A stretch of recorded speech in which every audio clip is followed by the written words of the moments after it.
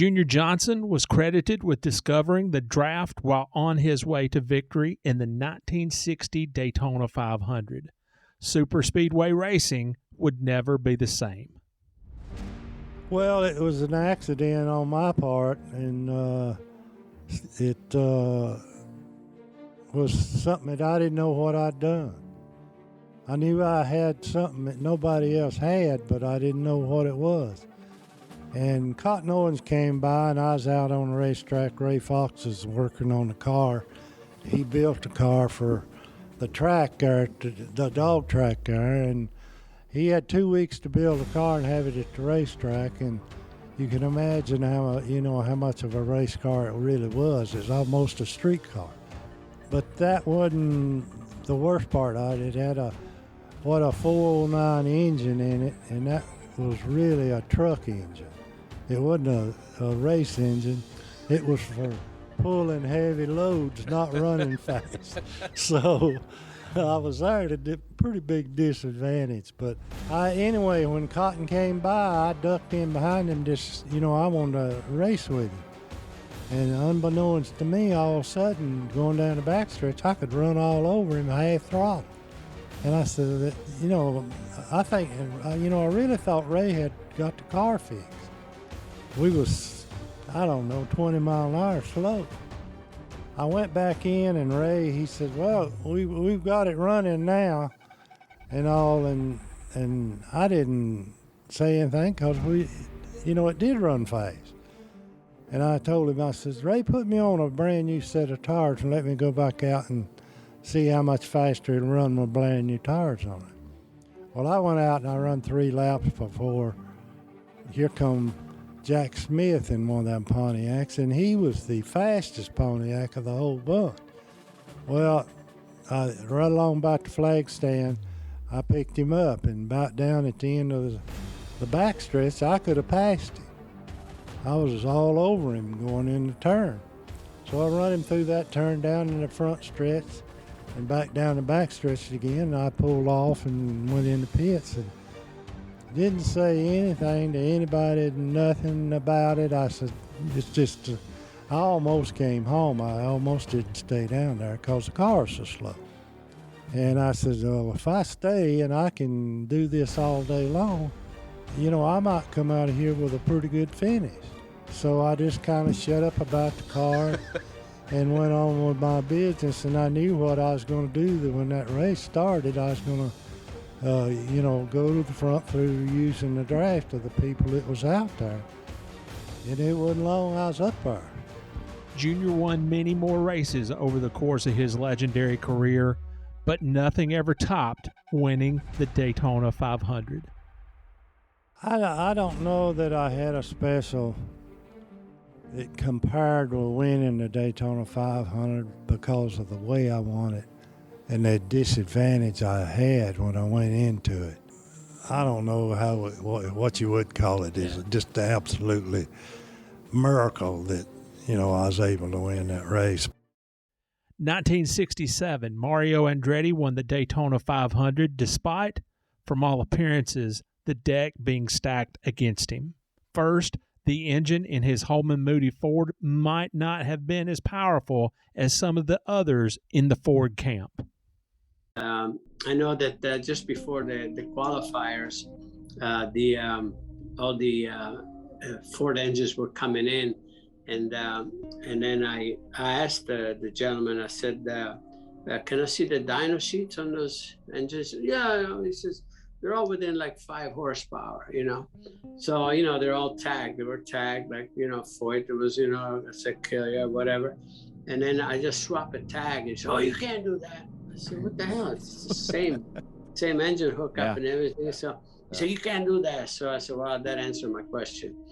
Mario dominated the event, eventually leading 9 times for a total of 112 laps. On his last pit stop of the day, however, Mario came in at the same time as his Holman Moody teammate Fred Lorenzen. It did not go well. And I was leading the race, and Freddie Lorenzen, my teammate, was running second, and we came in together, and all of a sudden they kept my car up on jacks, and Freddie just took off, let him out first, and that actually really upset me. I was, screaming, but there was no radios in those days, but they knew I was pissed, and so when they let it down, I was probably about 7 or 8 seconds behind him, even more, and I ran him down. Victory Lane that day seemed awkward at best. Steve, it was a bit of a mix, to be honest with you. Even the Ford folks, they would have rather had Freddie win, because Freddie was a regular. It was much more advantageous for them. He was NASCAR's golden boy at the time, and I think they were happy that I won, but didn't do much for them at the time. And the ones that gave us a nice dinner and everything else later for the team was Firestone. The Firestone group, they were really very excited about it with us, and so we celebrated. I guarantee you, we celebrated, and my team and everyone was there and enjoying, and rightfully so. I think it was a darn good race. We ran hard that day, believe me. Here's how unlikely Benny Parsons' win in the 1975 Daytona 500 was. A little more than a year removed from winning the 1973 Winston Cup Championship, Benny and team owner L.G. DeWitt had to borrow money from NASCAR founder Bill France Sr. to be able to start the 1975 season. Waddell Wilson, Benny's engine builder, had his own set of problems. Wow. I built that one engine, and then I asked them, well, we're going to build another new engine for Daytona? No, can't afford it. I said, well, I went through all that stuff that we'd blowed up in 74 and put an engine together. So we show up at Daytona. I know where this is leading. I believe I do, too. Anyway, Benny said, let's put the new engine in, and we'll run it a couple laps, then we'll take it out, put that old engine in, and then we'll save the new engine for the race. All right. 2 laps, it blowed up. I said, well, we got this engine I wouldn't give you $200 for. We're going to run the fight this whole time. We have to practice, we have to qualify, we have to run the 125, 150, whichever, and then 500. Incredibly, Benny managed to coax his $200 engine to victory. As happy as Benny and LG were in Victory Lane, Waddell was beginning to sweat another issue. We win the race. With an engine you wouldn't give $200. No, I wouldn't have, because it was out of scrap parts. So anyway, come in Victory Lane, and LG DeWitt and Benny both. I've never seen 2 people. Well, it was just way beyond their wildest imagination, especially LG DeWitt. Yeah. But it couldn't have happened to 2 better people than them. Anyway, I get to thinking, what size is that engine? Because we got to take it apart.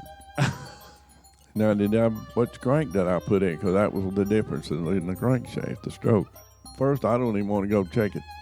They paged me. So Were you sweating it? Oh, yeah. Well, who would have thought we was going to win the Daytona 500 with that engine? So anyway, I go in there and take it apart, and it was okay, but thank the Lord for that. One of the most famous Daytona 500 finishes took place in 1976 between 2 of the greatest drivers the sport has ever known, David Pearson and Richard Petty. Here's David. Richard and myself, we tangled up, and we both spun around, and Richard's car stalled with him, and I kept mine running. And by the time I got turned around and went back and got on the racetrack and got to the checkered flag, I was running about 20 or 30 miles an hour. And another thing happened there, I was in the infield, in the grass part, right in the pit road there. And some of them people said that Joe Frazon come down the pit road and hit the front end of my car and turned it around towards the start and finish line and went on. But that's not true. Joe Frazon did come down through there and just snibbed the front end of my car, but my car would not turn to the right. If they look at the film, I backed up and turned around to made a circle to the left and went out on the racetrack that way. But of course, Joe is known to try to get in a wreck and everything else, anyway, but he didn't help me win it, that's for sure. I have to laugh at the memory of David's response when I asked him if there's anything that he could have done to avoid getting into that scrape with Richard. Oh, yeah. I could have backed off. But that ain't racing, you know. When Buddy Baker left Bud Moore Engineering at the end of the 1977 season, it created an opening in one of the most coveted rides in NASCAR. Bud Moore hired Bobby Allison, and wouldn't you know it, Buddy and Bobby were involved in an accident together during their qualifying race for the 1978 Daytona 500. It's funny how things work out like that sometimes. What wasn't funny was the fact that Bud Moore and his team had no backup ready to roll off the truck.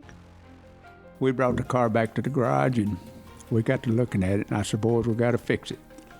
And we went to work, and they had these people there had a frame machine. We put it on the frame machine, pulled the frame and stuff around, straightened everything up. And I went out to Ford Place and got a bumper and a deck lid and a quarter panel and all the stuff to fix it. So we went to work and we fixed it completely and painted it and done everything on it. The car had been torn up so badly, Bobby Allison didn't think he'd be able to race come Sunday's main event. Think again, B.A. Think again. Bobby finally come back out to the racetrack about 12 o'clock a little after, and he says, he told me, he said, well, I'm going back to Alabama. He says, this and that. And I said, well, why are you going to do that? He says, well, I just feel like I ain't going to stay here and all this stuff, you know. So we was walking. I said, come on, let's go over here at the truck. So we walking over there, and just as we walked by, and a couple of other guys spoke to him, he was on the crew, you know, and he turned around and he saw the car, and he walked over and walked around it. He said, where in the hell did this car come from? I said, well, that's it. I said, we fixed it. And he couldn't. The race came down to a battle between Buddy and Bobby before the engine in Baker's car let go with just a few laps remaining in the race.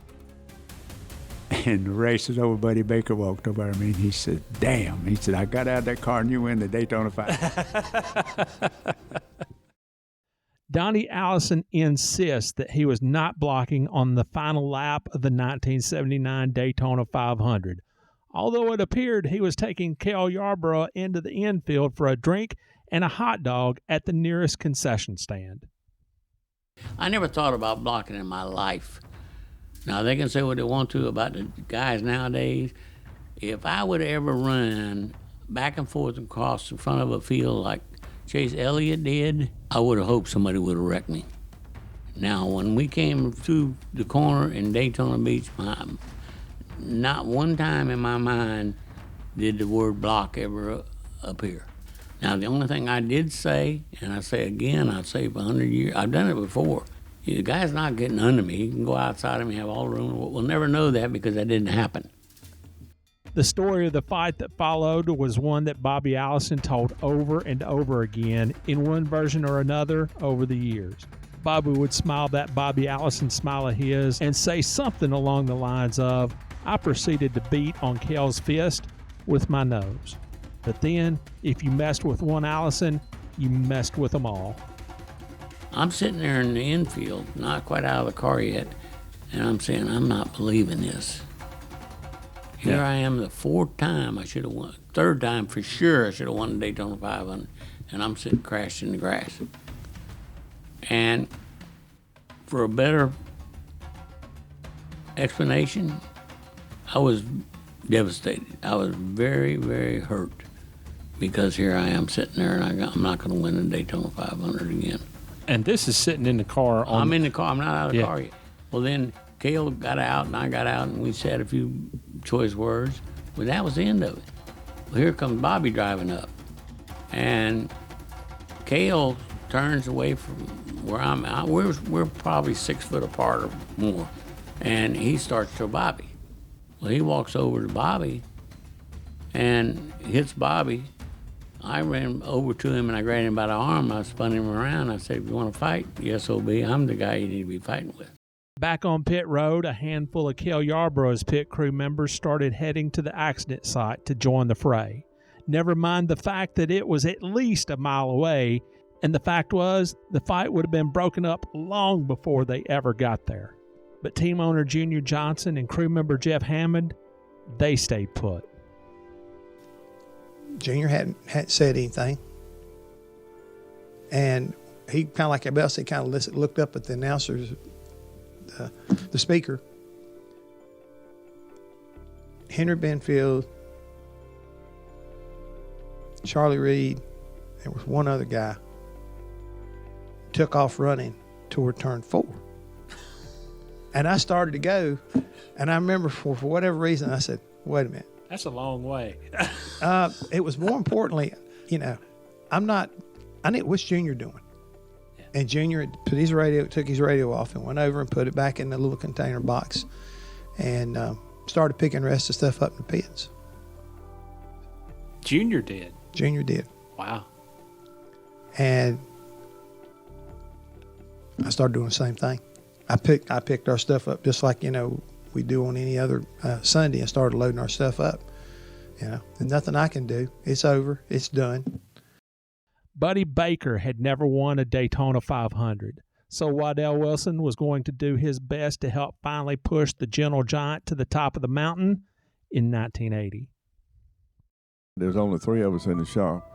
And I looked at that old race car, and I remembered all I'd learned about aerodynamics and rolling resistance and anything that'd make a race car go fast. So I said, well, this is my opportunity to put everything I'm all learning about racing to put it into this race car. So Bob Sweettack had worked home on the mood, and he had his own shop at that time. So I went to him and I said, I need this Oldsmobile. I want you to take it apart. I'm going to show you exactly what I want you to do to it. And we're going to dug strings down the side and everything, and I want the body moved forward because it was legal to do the things at that time. There wasn't nothing wrong with that. But still couldn't move it so far. But I told him, I said, now, when you get finished this thing, that long template has to fit like a glove. But I had a reason for that. But anyway, first, I knew NASCAR would be all over me because I wasn't one of their favorite people, I don't think, at times. But anyway, I'd go over at lunchtime and look at it, and I said, no, cut it back off. That's not one. They was getting the sides messed up on it. The front fenders, back fenders, making big bubbles on the quarter panels. I didn't like that. I wanted aerodynamic, just as aerodynamic as you could possibly make one. Baker sat on the pole with a speed of 196.049 miles an hour and was strong all throughout that year's edition of Speed Week. And as a result, Waddell was being watched very closely by NASCAR. I remember Sunday morning, Dick Beatty called me in the garage office. I went in there and he run everybody out. He said, I'll tell you something. He said, there's nobody here that wants to run against that race car today. I said, Dick, the race car, nothing wrong with it. He said, we know. We've checked it every night. I said, yeah, I seen we had to cover off of it. So, funny thing about it, it was on the Saturday night before the 500. They had me on a radio show on Wellington Beach. And I was telling how the week was going. And I said, I come in the morning and Bill Francis calling at me, come over here, I want to talk to you, boy. Said, you're messing up the show. You're stinking up the show. I said, Billy, I'm not doing anything wrong. Well, you're still stinking up the show. So anyway, I'm telling this story, and I look, and there's Betty Jane and Bill Francis sitting on the front row, just laughing. Baker had trouble finding victory lane after the race, and then Waddell was very nearly trampled as the car was finally rolled into Daytona's promised land. Waddell had an even bigger problem. He'd gotten the bill for the work that had been done on the legendary Gray Ghost race car during the off-season. It was expensive, and he had not told team owner Harry Ranier about it. But victory lane, that was as good a place as any to break the news. Whenever I picked up the car from Bob Sweettack, he didn't give me a bill at that time. He mailed it to me, $10,000. I said, you can buy 4 race cars for this. I'd gonna get me fired right then. Well, that hurt me a whole week. All I could think about is that $10,000 bill on that race car. And Harry Ranier don't know anything about it. Ooh. So anyway, we get in Victor Lanes. Oh, by the way. And he's, one of the NASCAR people come up to Harry, and I was standing beside him, and he said, well, today you just set a speed record for the all-time for fights at 500 miles. And not only that, you won $103,000. I said, no, Harry, you've won 93. You owe 10 for that race car. Cliff Champion had joined the team during the off-season, his first shot with a NASCAR frontrunner. His father had dabbled in racing but found it to be a dead-end gig for both himself and his son. It took the 1980 Daytona 500 to turn things around for the champions. He really discouraged me the whole time with racing and stuff right there. And after we got to Victory Circle at Daytona, I came home, and my dad actually took me around to his buddies and introduced me. Really? You know, his best friend then had a hot dog stand. Yes, my son Cliff. Yeah, they just won Daytona and stuff like that. And it was like I was accepted because he'd pretty much, like, you'll never amount to anything, as long as you're doing this. The two most controversial Daytona 500s of Bobby Allison's career took place in 1981 and 82. He won one and lost one. First up, for the second time in the span of just a few years, Bobby Allison replaced Buddy Baker for the start of the 1981 season. This time, Bobby was behind the wheel for team owner Harry Ranier and crew chief Waddell Wilson. When the team showed up at Daytona with a Pontiac Le Mans, nobody, up to and including NASCAR, knew quite what to make of it. Here's Waddell. And there's a big Lincoln Town Car there, and there's 8 of them gets in that town car. Go out to Billy France. Bring him back. Billy said, Waddell, how did you come up with this? And Bill Gasaway was standing there beside him. I said, well, here's the sheet. And all the media had already gathered around. They already seen what was going on. I said, there it is. It's on the sheet. It said Pontiac Le Mans Grand Prix. And then we going by the rules. Signed by Bill Gasaway. And before Bill France could catch himself, he done jumped all over Bill Gasaway for not checking it out. So then we had to sit there. They didn't have a car in the state of Florida. They found one in Georgia. They brought it down, made templates off of it. And I'm thinking, it's one template, not a bunch of them. Just one long template's all we had.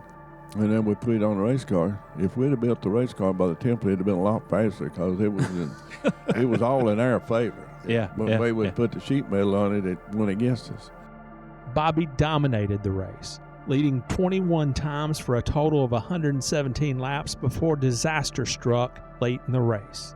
All these years later, Bobby couldn't even bring himself to mention Waddell by name, calling him instead the crew chief.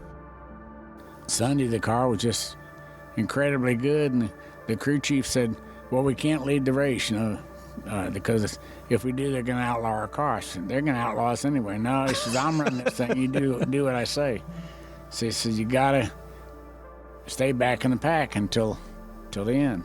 So I stayed back in the pack until really late in the race, and just had a couple wheel marks on the side of the car where guys were trying to race with me and draft and all that stuff. And so I said to the crew chief, we need to go ahead and be leading because we're going to end up getting this thing torn up.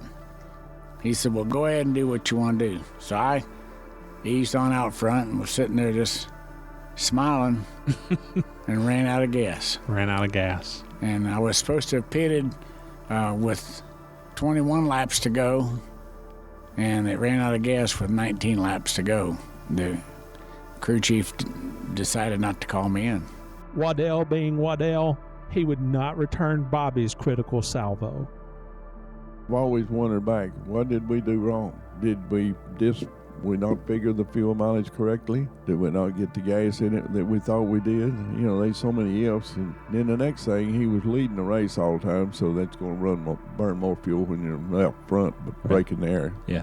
So I don't know. Anyway, it wasn't meant for us to win. We did. Bobby left the Ranier team at the end of the year to join Dyegard Racing and crew chief Gary Nelson, who had gained a reputation, fairly or not, for bending a few NASCAR regulations here or there, or from one end of the car to the other, whichever the case might actually have been. Early in the 1982 Daytona 500. Second camera, and there's something broken away from a car there going through turn 4. It looked like the rear spoiler. Had the bumper been rigged to come off intentionally? Of course not, said Bobby Allison.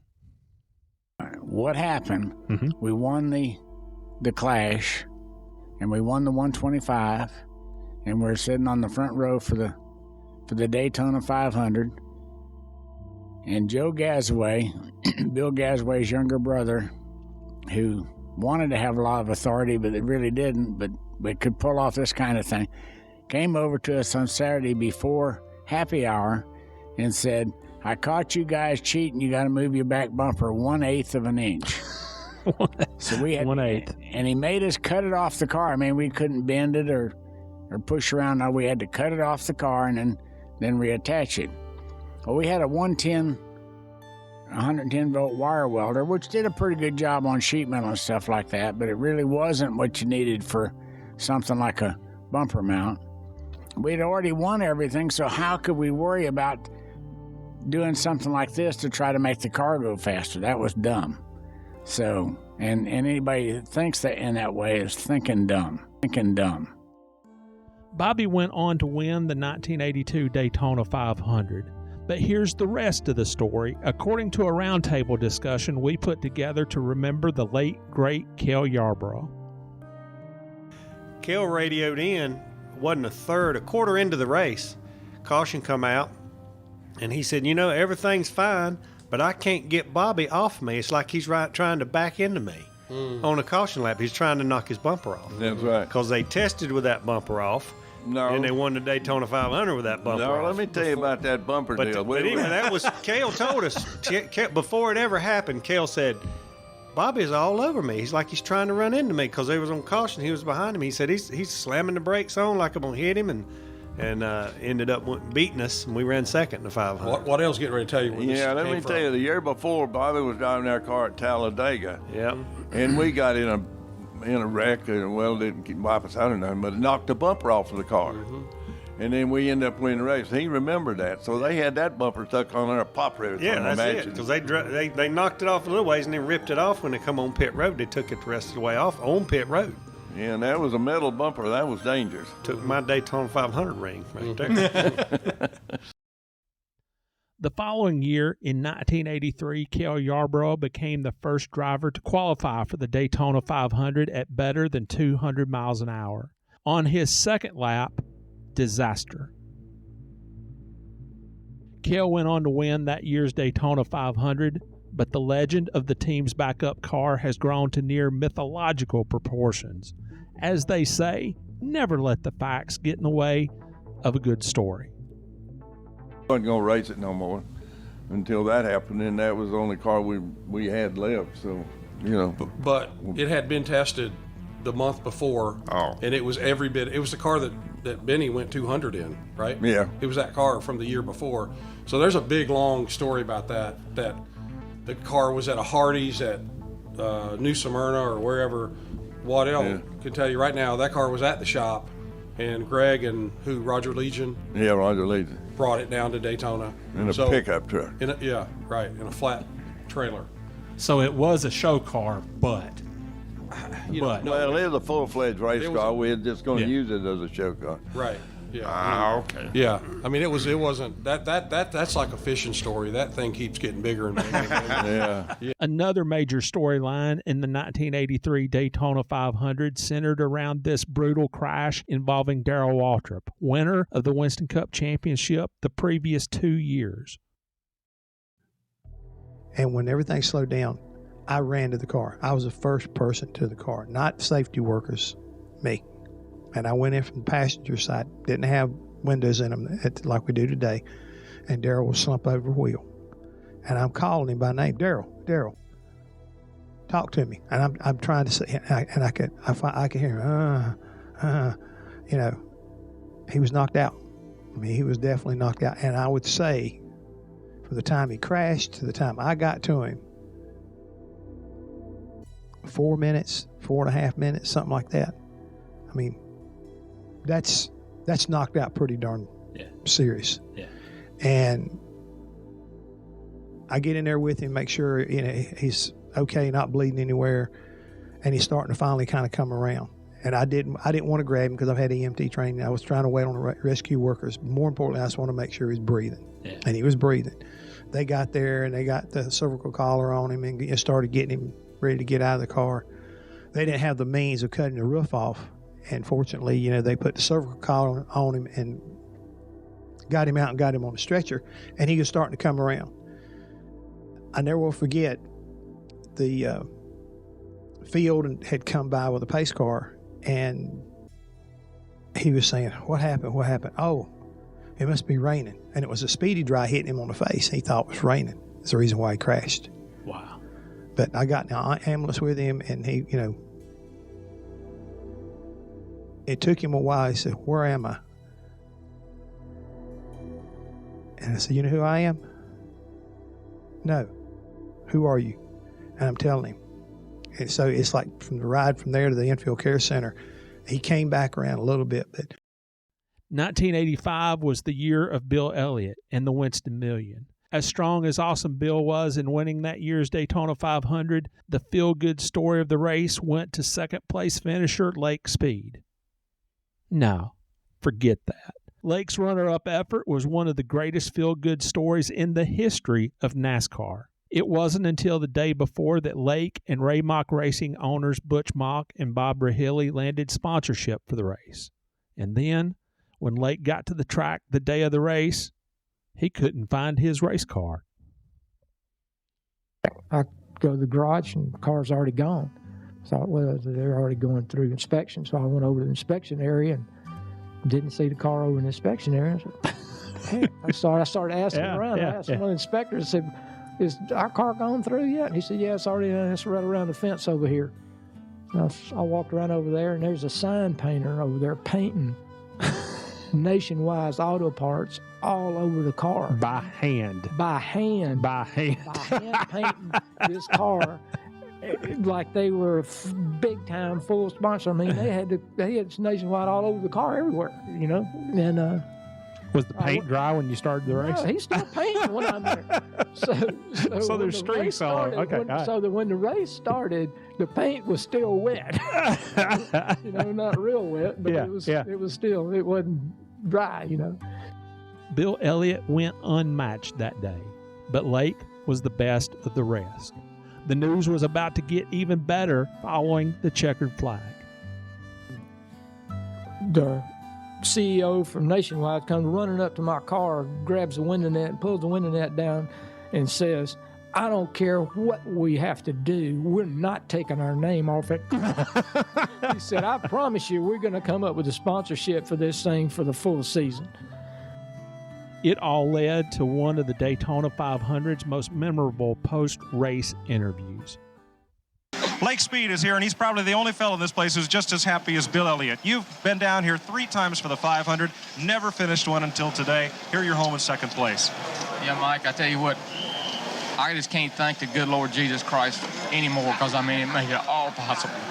This place, this team, the people, circumstances, everything, was something that nobody could keep their hands on. It all came together in a strange way at the last second. Like sponsorship Nationwide, automotive parts came on with us last night.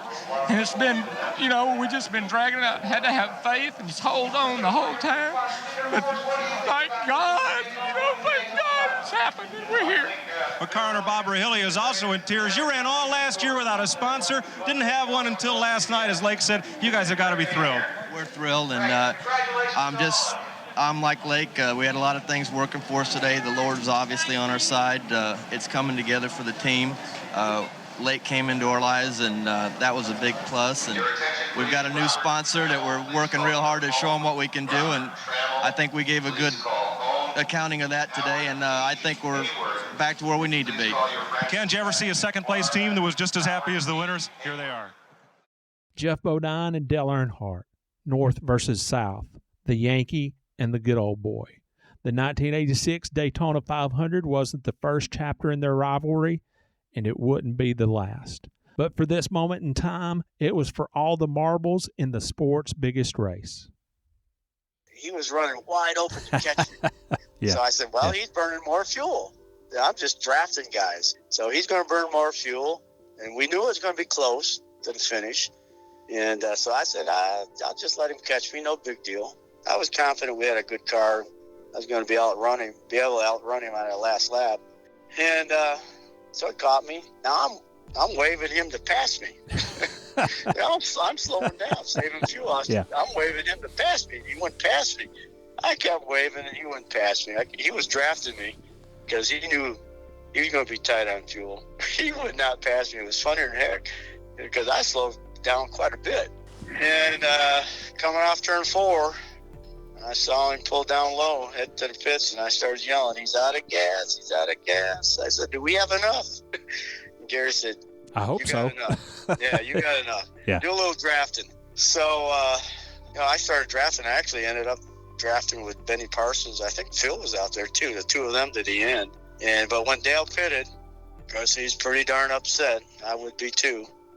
Well, I ran out of gas the next race in Daytona with a half lap to go, so I was upset about that.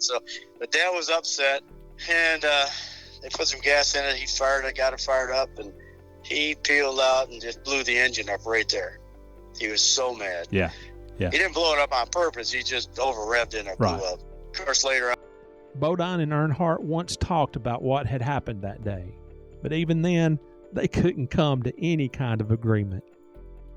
and he said, Bodine, I had you. I was going to get you. I said, "Nah, Dale, no, I don't think so.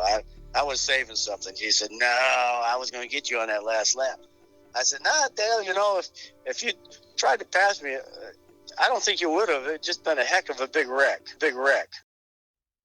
The 1989 Daytona 500 is a personal favorite of mine. It's the first race I remember watching from start to finish. And it was also that day over at my best friend Joey Stepp's house that I picked up his mom Sandy's copy of the newspaper then known as Grand National Scene. My dream to one day work for the paper was born that day.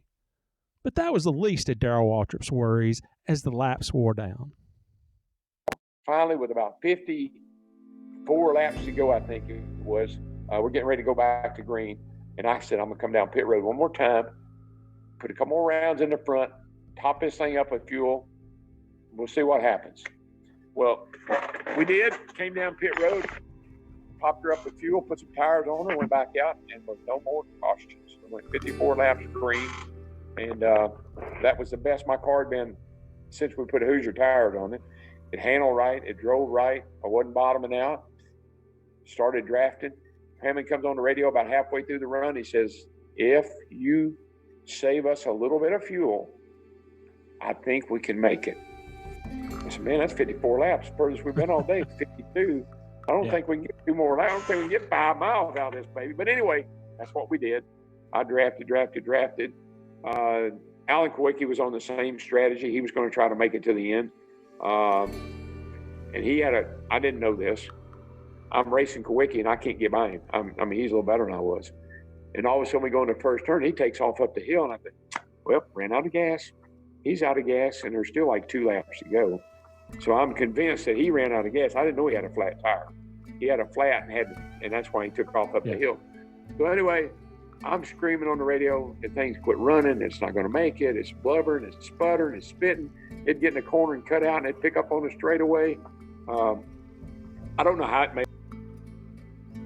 As antsy as DW was in the car, his crew chief, Jeff Hammond, was every bit as nervous on pit road. Get down to about 3 laps to go, and Darrell starts getting, are you sure we're okay? I said, trust me, just keep going. 2 laps to go. Fuel pressure kind of does like this. He said, I'm out of gas. You're not out of gas. Just shake it, baby. Shake it hard.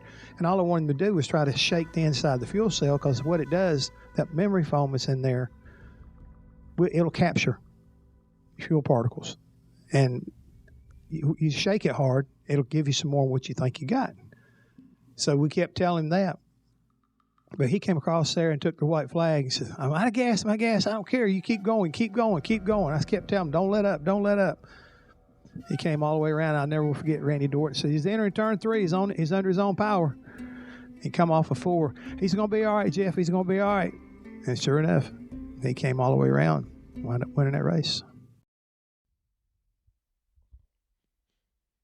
The end of the 1990 Daytona 500 has been discussed and dissected almost as much as the Kennedy assassination. It's the stuff of NASCAR lore. But leave it to Whitcomb Racing crew chief Buddy Parrott to put an entirely new spin on it all. When he saw and heard the reaction of the crowd, Buddy knew that all hell was about to break loose. But that was okay. Buddy had a plan. My next thought was to prepare the crew. See, there was going to be a big preparation of crew because somebody's going to get their ass whooped.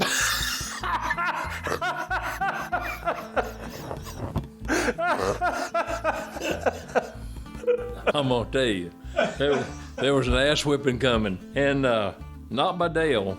I saved his little fanny many a times. My deal was that I was gonna take chocolate, okay? Because chocolate was the biggest and the ugliest, okay? I said, y'all give me chocolate. When he comes up here, y'all just let me have chocolate, and y'all take the rest of them, because chocolate's gonna try to do all the damage. And so anyway, but it didn't happen that way. And of course, chocolate and them didn't come, and the rest is history. To this day, Derrike Cope says that he can still remember the warmth of the sun on his face in Victory Lane. Daytona, all these years later, is still a part of him. I just feel at home there. I really, truly love going to Daytona Beach. I love being there. I love driving in the place. I love just being there. Sometimes it's just difficult to even leave. You know, and you almost feel disheartened to physically have to leave the grounds and drive up 95 or get on the flight or whatever. I mean, just some place that you just feel very, very attached to. On a 500. For as long as there's an Olympics and cars go around and around in circles on racetracks, those calls will live on. For Ned, this is how his iconic call of that last lap came to be. He got up beside of him as they crossed the start-finish line, getting the white flag, and then made the pass going into turn 1 for the lead. And Bob Stenner came on my headset and said, "Okay, Ned, call your son home and be a daddy." See, I didn't know that he had told the other announcers to lay off. We're going to let Ned call this last lap. Wow. And so I just went from being a supposedly professional announcer to being a dad. Comes down to the inside. Jeff Bodine, the 86 champion, trying to find some room. Come on, Dale. Go, baby, go. All right, come on. I know he's got it to the floorboard. He can't do any more. Come on, take her to the inside. Don't let him get on the inside of you coming around this turn. Here he comes, Earnhardt. It's the Dale and Dale show as we come off of turn 4. You know who I'm pulling for. It's Dale Jarrett. Bring her to the inside, Dale. Don't let him get down there. He's going to make it. Dale Jarrett's going to win the Daytona 500. All right. Oh, look at Martha. Oh, dear. Oh, can you believe it? My name is Rick Houston, and I hope you've enjoyed this special Daytona 500 episode from the Scene Vault. Be sure to subscribe and give us a thumbs up. And let us know in the comments below your favorite Daytona 500 memory.